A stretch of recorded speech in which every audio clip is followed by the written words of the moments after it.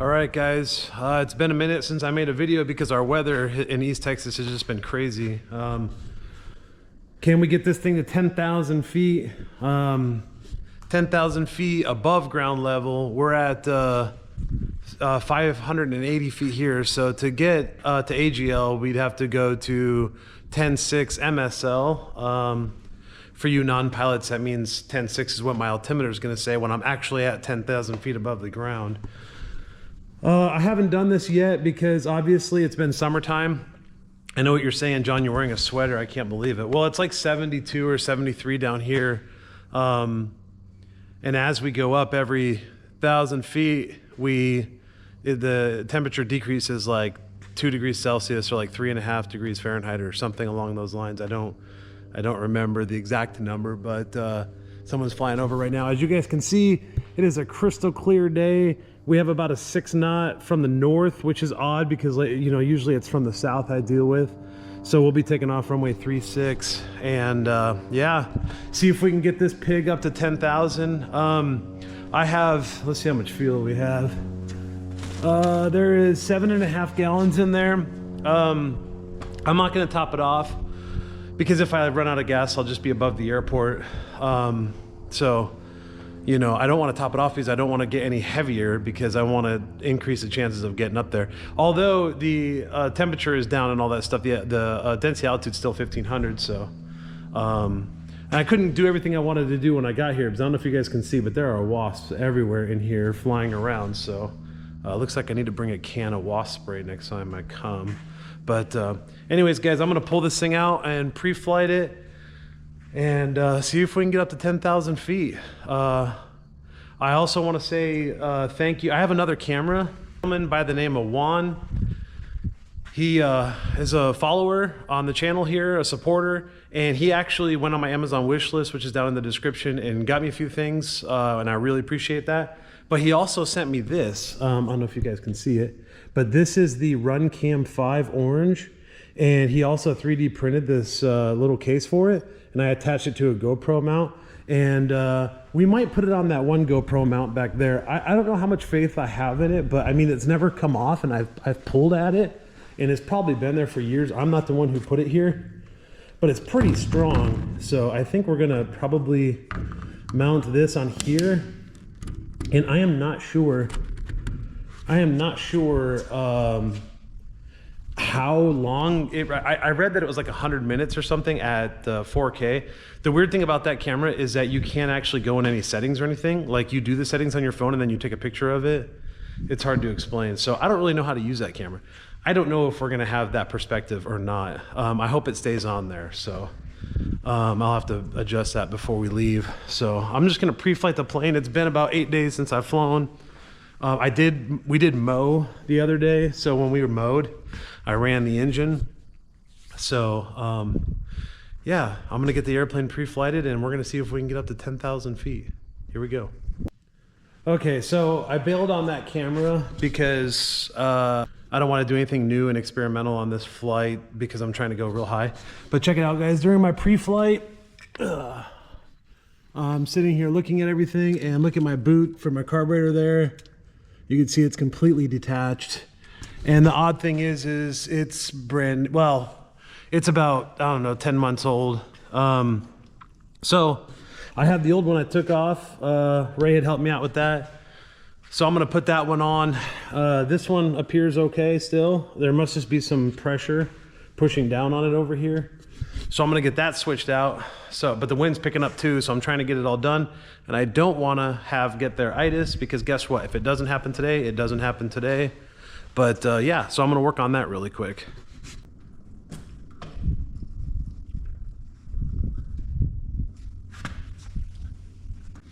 It doesn't look like it was damage that was all the way through, so I don't know. But I'm gonna have to order some new ones. These ones were about the same age when I took them off. Guys, so got the old one off here. You can see it's cracked. Got the new one on. I said I was gonna take them both off, but you know, I ran my hand around that one and I looked at it and touched it, and I would take it all off. And you're probably thinking, John, why don't you just take it all off? But I have no safety wire in the hangar right now, so I have no way to reattach the filter safely. And I want to go for a flight, but this is not get there-itis. I did it the correct way. So yeah, let's hope that's the only thing we find on our pre-flight. I still have to finish a pre-flight. All right, pre-flighted. I put that little run cam on the gear, on the claw grip or gator bite or whatever that's called. It is not messing with the brakes. It is not messing with the brake line. Starting to get really hot and windy, so I haven't had get there-itis. I've done a pretty thorough inspection of the aircraft. I mean, I found that problem, so but I am interested to see how these guys are going to enjoy the flight. Have a bunch of daddy long legs.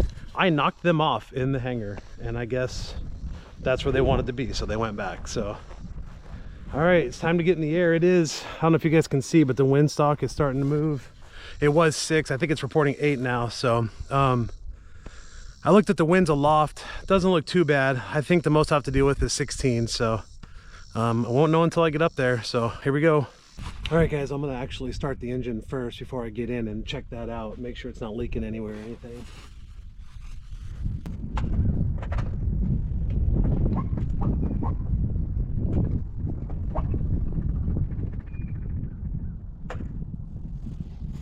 Clear prop.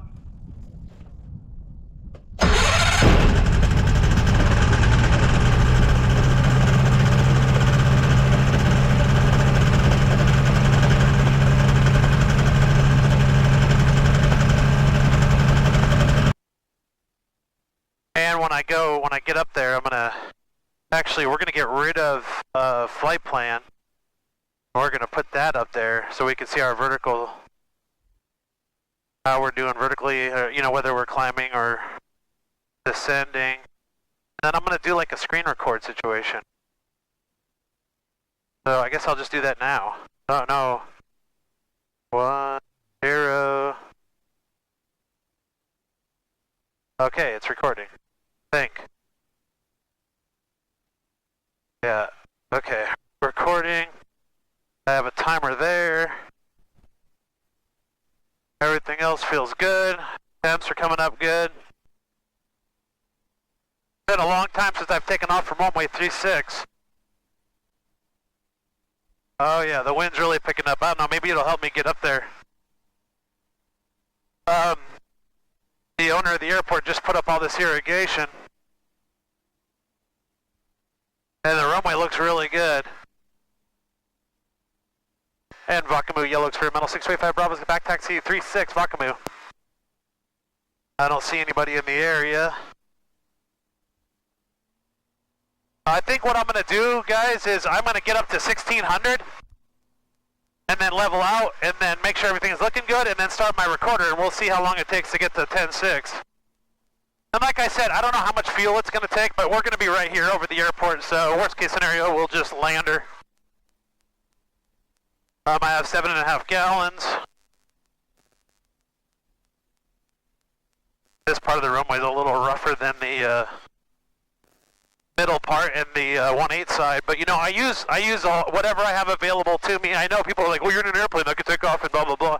Yeah, I want distance just in case something happens. I want space, and yeah, just makes me feel better. So yeah. All right, everything looks good there. I don't see any immediate traffic in the area. We're at 580 feet. It's absolutely perfect. All right, here we go. And Vakamu, yellow experimental 625 Bravo is departing 36. I'll be left traffic, Vakamu.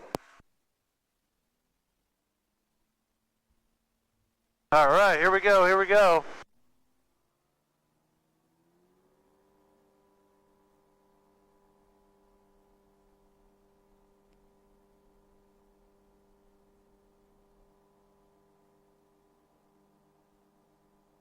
And we have a good headwind, so climbing shouldn't be too much of a problem. And I'm going to get up to 1600 here in the traffic. In the pattern, excuse me. Going to let it kind of cruise in the downwind, and then I'll turn into the upwind and climb. It's just really bumpy downwind.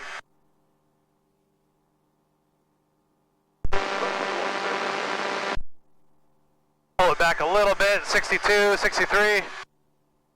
I'm gonna need some RPMs to climb, so that'll be to be determined, I guess.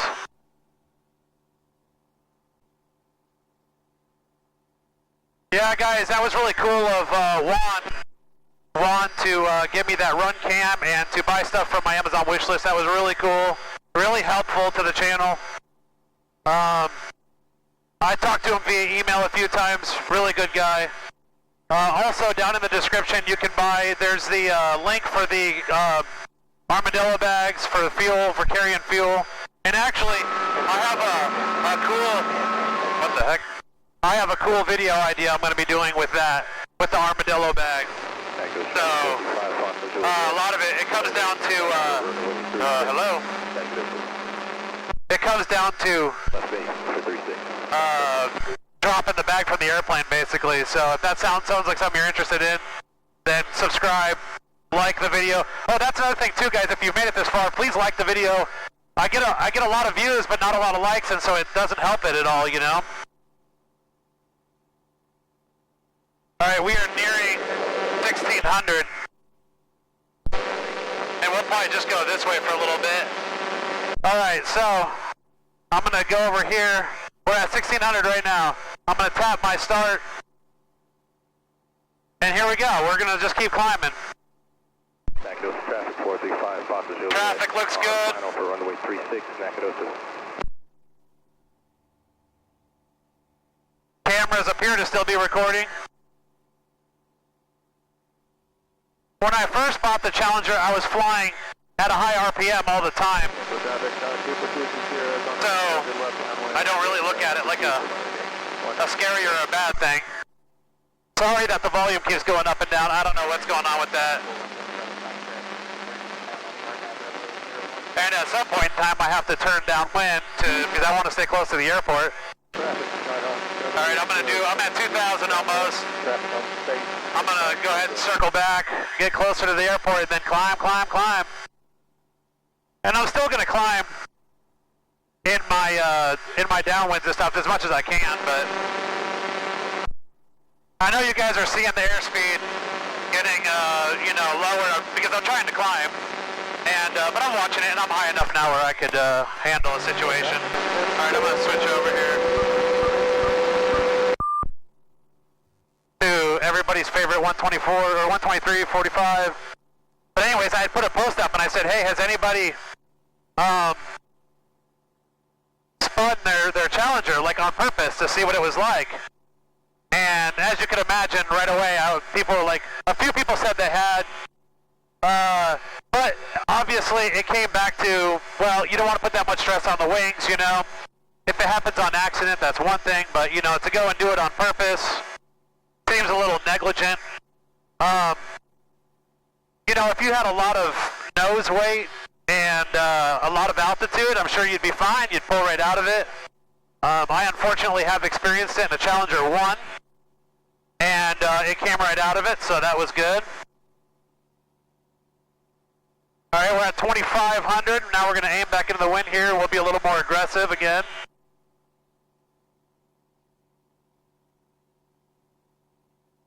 I like that I'm near the airport. I can watch over everything while I'm up here.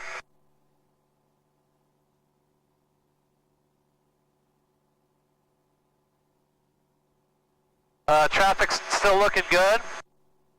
There's a few planes in the immediate area, but they're pretty far away. About 30 miles. Obviously, you don't rely on the stuff inside your airplane. You want to look around too.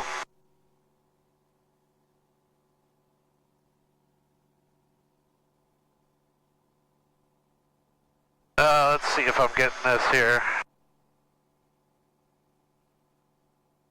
Hopefully that's seeing my cluster all right. I might have to move it over a little bit. And hopefully it's recording my audio. All right, now we're directly into the wind. Let's get some altitude here. Yeah, I don't know if there's not a lot to talk about while I'm doing this, guys. I hope you enjoy it. I would like to put the video in the full length of it on there, but I probably will skip through a little bit. I don't know if people would want to sit here and watch however many minutes it takes me to do this. And we have officially hit 3,000 feet. Obviously there's a discretion between my altimeter and the altimeter on the airplane and the one on ForeFlight. I'm only at 6,000 RPMs, guys. I don't want to burn my engine up doing this, you know, so don't judge me.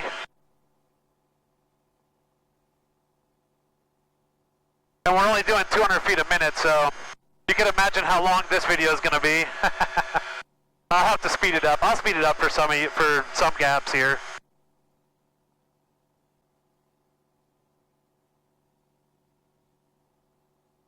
A little hazy up here. I was hoping for a crystal clear day, but we'll get above it at some point in time. We do have Dallas to our west, and then Tyler to our east. And believe it or not, Tyler actually does get some major traffic.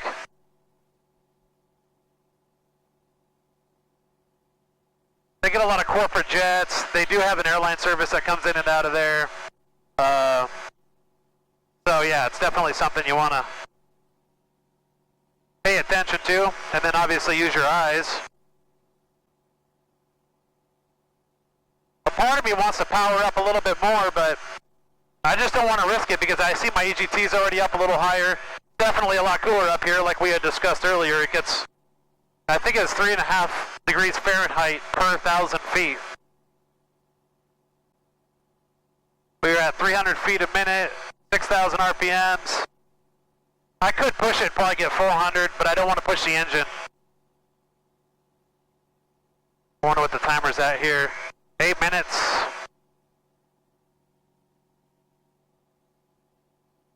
I've been wanting to do this video for a long time because, not just the video, I've been wanting to do this. So, but I want to do it safely and when the time is right. I don't like pushing things. Alright, now we're into the headwind, going 39 miles an hour on the ground. See if we can get a little bit higher at that 300, 400. Back to 200 because we lost a little speed there. Get the nose down. I guess at 200 or 300 is where we're going to be. I mean, unless I'll give it a little bit more RPM, see what happens.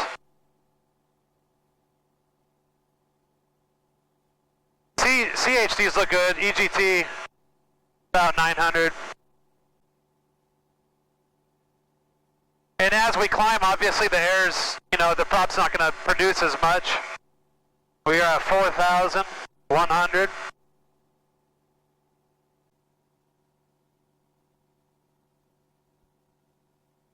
Pretty cool to see that line like that.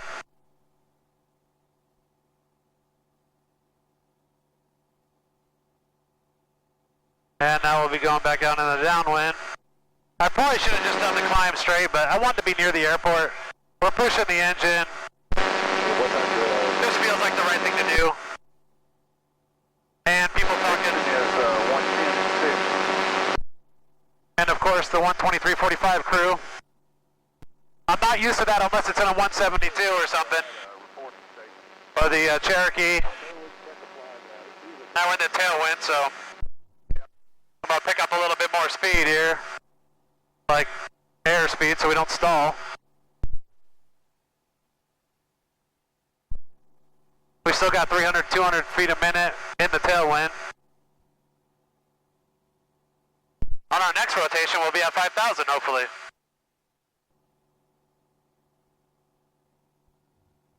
Now I'm kind of in that haze line, so hopefully nobody breaks through and... there we are. Oh, geez. Well, that sucks. The Stratus just fell. I don't want to take my eyes off of what I'm doing here. Hopefully that stays.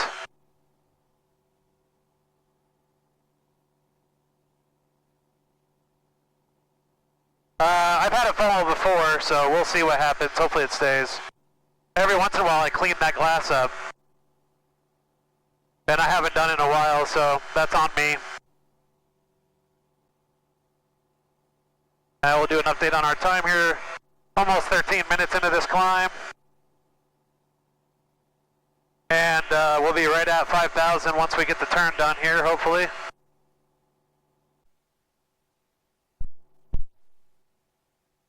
I have hidden distant traffic on there, but I probably shouldn't. Just in case there's an airliner plowing through that area. It's like north of here. It's north of here where all the airliners come busting through for the Bravo, typically.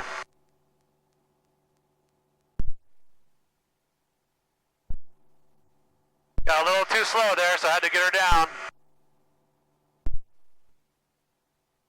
I would like to break out above this. But we are having a hard time now that we're at 50 some odd hundred.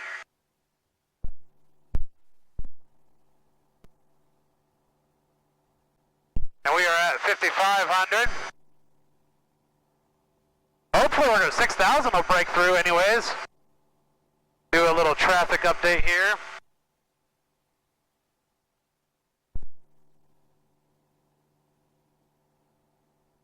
As I'm gaining in altitude, I'm getting a lot of stick feedback from the elevator. The elevator's probably like, yeah, I'm not used to going this far this long.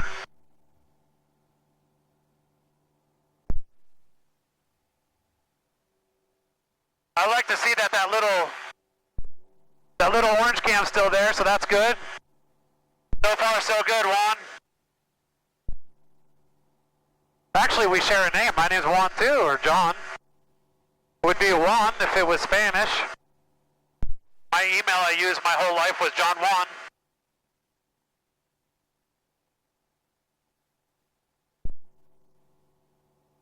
Only person who ever really called me Juan was my best friend, who was Phil Rodriguez, who unfortunately lost his life in the line of duty in Arizona. Miss that guy. Although I can for sure tell you he would not get in an airplane like this. He wouldn't even get in we had an MX-2 that my dad was doing rides out of our yard. And actually, so my dad was doing a flight school out of the Grand Canyon Caverns. And the Grand Canyon Caverns is near the in the Wallapai Reservation. And there's a guy that's making videos right now about his experience getting his Mooney basically taken from him by them when he landed there. And he didn't land at that runway, but he landed at a runway nearby on accident. And it got me thinking, a lot of you guys don't know, but about exactly 5 years ago, I went on an adventure. We're at 6,100, 6,200. I went on an adventure to find a TBM Avenger that went missing on reservation land. Not that reservation, although I grew up in that reservation. It was, man, 123.45 is busy today. This was the Apache, the White Mountains in Arizona, and I am going to be making a full video about my experience on that. That'll be after this video. And one of the reasons I'm making a video is because, man, I gotta get it off of there. Busy. Let's try 123.4. Hopefully that leaves me alone for a while. Let's do a traffic check here. Oh, there is somebody actually not too far away.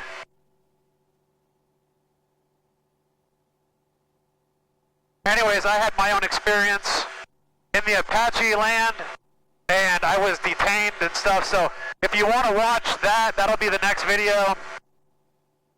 And it won't be while flying, it'll be a on-the-ground video. Matter of fact, I might even film it today. And it'll just be the story, and I have the receipts to prove it.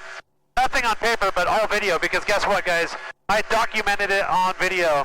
And the only reason those videos don't exist, or they're not live anymore, is because I got a cease and desist letter from the tribe. So, the moral of the story is, that should be a good one. If you haven't yet subscribed, like this video, please, guys. Look at what I'm doing here. Like this video. We are nearing 6,600. And we got someone behind us here. We are 20 minutes in. He is in our 10-mile radius, so we're going to climb above him, it looks like. And we're keeping our eyes open. And we're going to be downwind again, so we're going to get that nose down a little bit.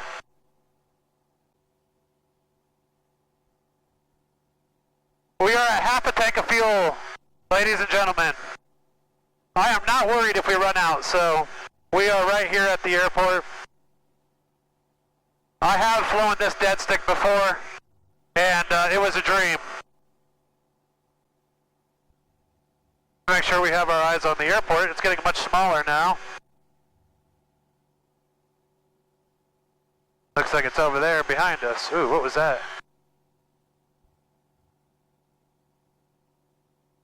Oh, my Stratus fell again. That scared me, guys. Ooh, that scared me. I felt something hit the frame of the plane. And it's the dang Stratus. Well, I guess we're just going to lap it for now. Probably not healthy to do. Or I guess I could just let it go down here, maybe. I don't know. Dang it. That really sucks. Alright, let's look around here. Let's pay attention to the important stuff here. No traffic. We're at 7,000. Guys, I felt that hit the frame and I thought something was wrong with the plane. I thought, oh crap, sorry. Yeah, so I don't remember where I was in my story, but yeah, you should definitely subscribe and see that video because it's pretty crazy. And I do still have the videos from when I did it. But what I did was I made them private. So what I'm going to do is take some clips from them.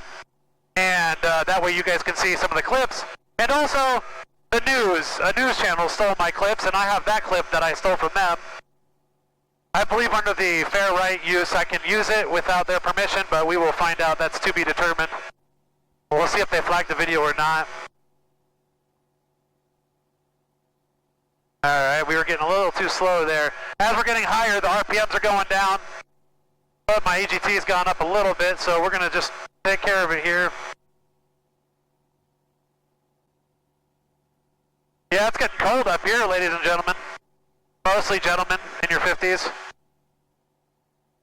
Hey guys, if you got this far, drop me a comment. Let me know what you think of my content, you know.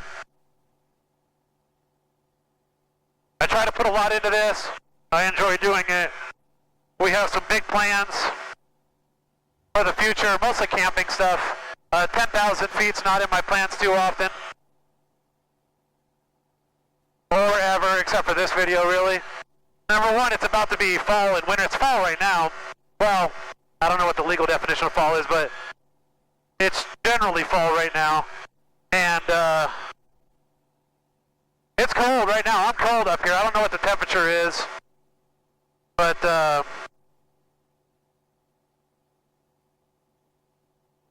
yeah, it sucks that fell on the ground. I don't know how accurate it is.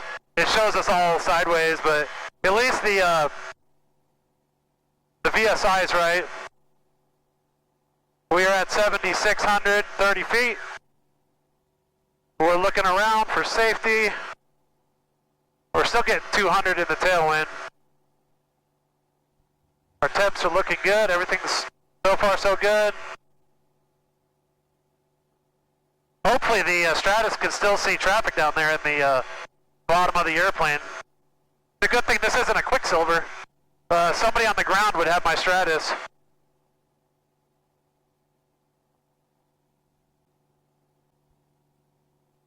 We are at 8,000 feet.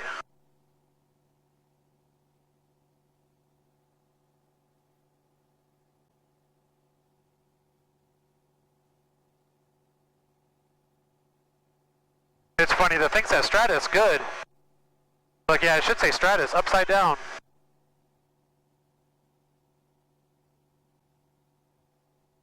Guys, I'm basically just doing 1,000 clearing turns is all I'm doing. Dang, the sink is getting in the way here. Let's move that over. I don't even know what my chest mount can really see.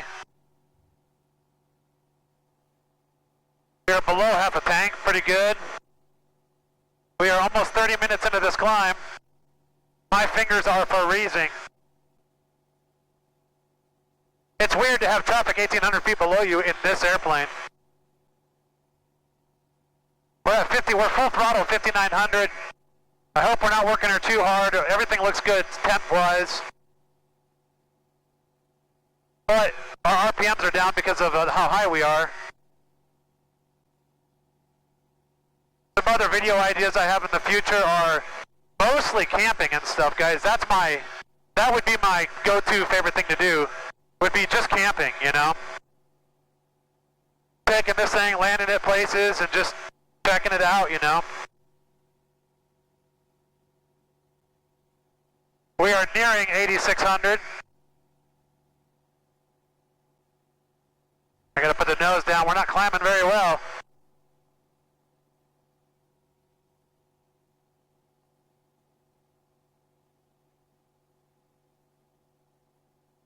Our 300 has become 1 and 200. It is definitely different being in this plane. We're at 86, 2,000 feet to go. It is definitely weird being in this plane looking down from this high when you're kind of used to doing it in a Cherokee or a Cessna where you're like all enclosed. So I will give people that, you know, the Challenger people who like their doors on. I feel you. My right foot's going numb from hitting right rudder. When I first bought the Challenger, that was a huge issue I had.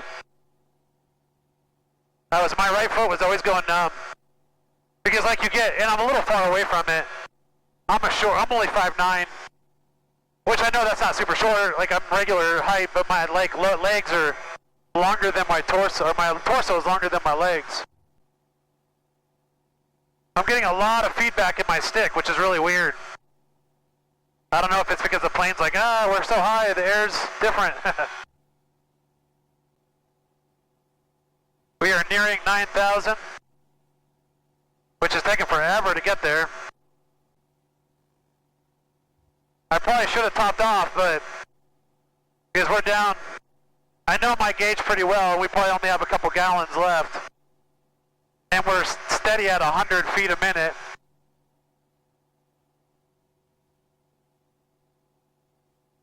Well, like I said, if we run out of gas, we're right here over the airport, so let's see if we can get that 200 feet back.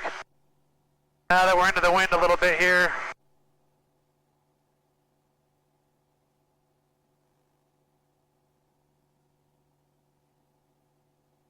Not 2 gallons, I'm sorry, probably 3 gallons. Let's get a check on our timer here. We are 35 minutes deep.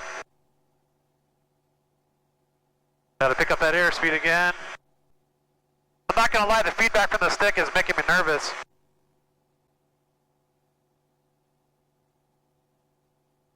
Holy crap. It's possible we're not gonna make it, guys.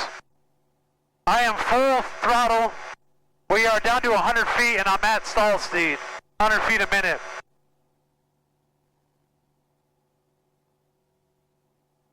And I'm getting a lot of stick feedback. And that, when you're flying a plane, makes you nervous.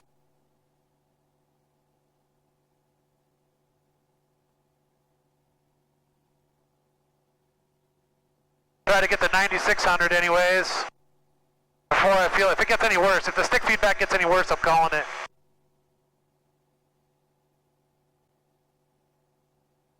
Yeah, man, the stick feedback's getting rough.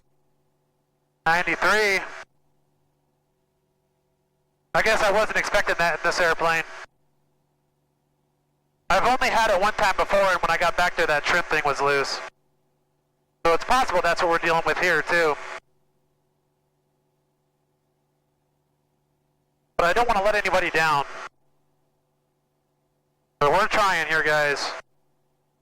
So we are riding the horn, as they say. Just trying to get that 100 feet a minute.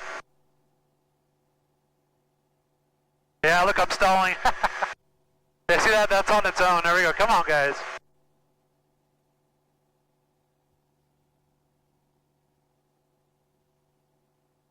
Wow, we might be capped out here, guys.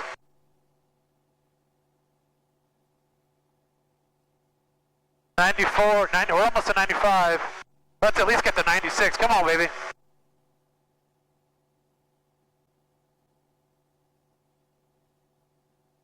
Alright guys, I don't know if you can see this feedback. I'm getting a lot of feedback in the stick. I think we're calling it. We're 9600. Dang it. Ah! I'm sorry guys. Maybe during the fall. I'm calling it. I'm calling it. The stick feedback's making me nervous. I know, we're so close.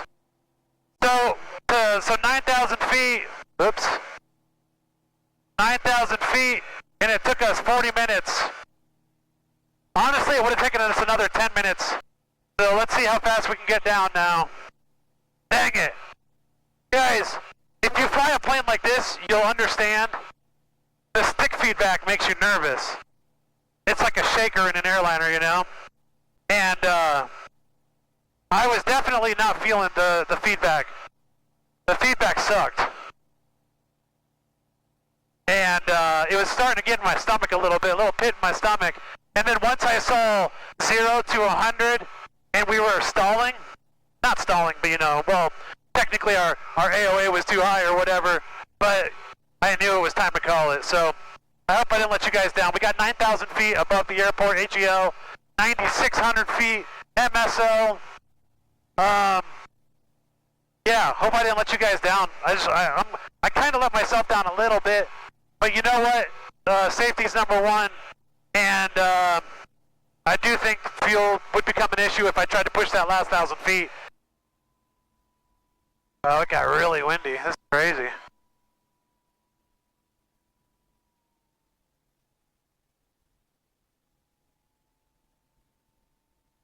Yeah, we're high. We're gonna go deep on the runway.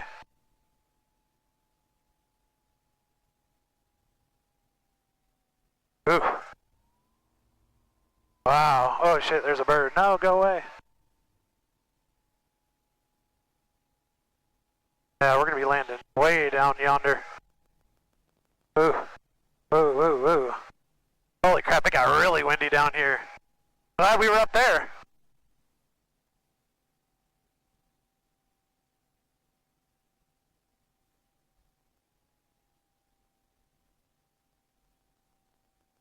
Ooh.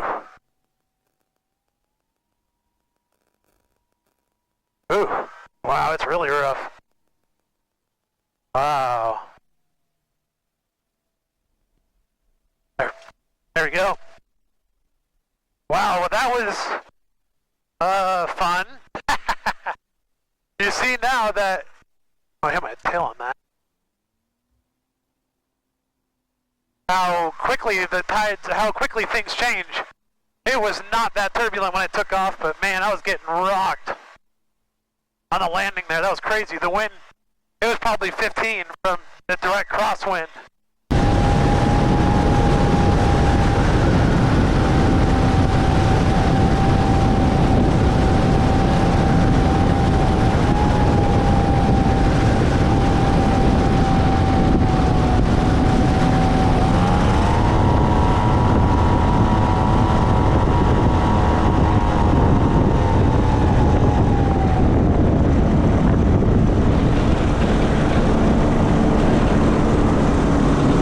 All right, guys, just landed. Want to get this kind of closed down. It got really windy. As you can see, the trees and everything, it got really windy. And when I got down here, I got hit with a crosswind. The wind was coming from the north, and it was calling from the north all day. But when I went to go land, I looked at the windsock, which you should always do, and man, it was just plowing out of the west, or excuse me, the east. Looks like I have 2 gallons left. So yeah, I guess I probably could have pushed, but at 100 feet or 50 to 100 feet a minute to try to get up there, I definitely would have pressed that. And I am so glad I didn't do the whole engine off thing I was thinking about doing, because the weather down here did not bear well for that. If that's what I would have done, it would have been very difficult with all that crosswind and stuff because you have to apply power and take control of the plane. So although it would have been obviously survivable, I would have done it, but it would have really sucked compared to what I ended up having to do, which was kind of power through it. But I had a huge thermal right here at the end. It just boom, just dropped. So anyways, if you haven't yet, like, share, subscribe. Likes are important. Please, if you watch this and you like it, please like it. The Amazon wish list is down in the description. A couple of people have done that already, just smaller things. I really appreciate that. That's awesome. And also down there, if you're into the bags, I'll show you really quick. So in the video, I was talking about how I'm actually gonna do a video where I drop a bag of fuel. That's actually a bag of fuel. It's from Giant Loop. It's called like the armadillo bag. And I'm gonna drop one of these from my airplane. I'm actually dropping a 5-gallon bag. And the reason I'm doing that is because when I started, I have an affiliate link down in the description if you're interested in those bags. So you go down there and you click on it, it takes you there. And then if you guys, I get credit for it if you buy them. And a few people reach out to me and they're like, I wouldn't put anything in my airplane that could leak or do this or that. And guys, Giant Loop has been pretty crazy for how they've tested things and the quality they build. So I'm gonna follow this channel because pretty soon, when I get both boys that can help me out, I'm gonna do a video where I drop one out of the plane. We do a little quality control video. And no, it's not for money. It's just to kind of prove to you that the bags are worth it. And if it breaks, it breaks. I'll show you guys that too. So, but you know, it'll be safe and legal the way we do it. Kind of like a pumpkin drop during Halloween. But yeah, if you haven't yet, like, share, subscribe. Likes are really important. If you've gotten this far and you enjoy my content, please like the video. It's really important. So yeah, until the next one. Thanks, guys. Oh, if you haven't yet, I might have already posted it. If you haven't seen it yet, go back to it, or I might not have posted it yet, so it might be the next video.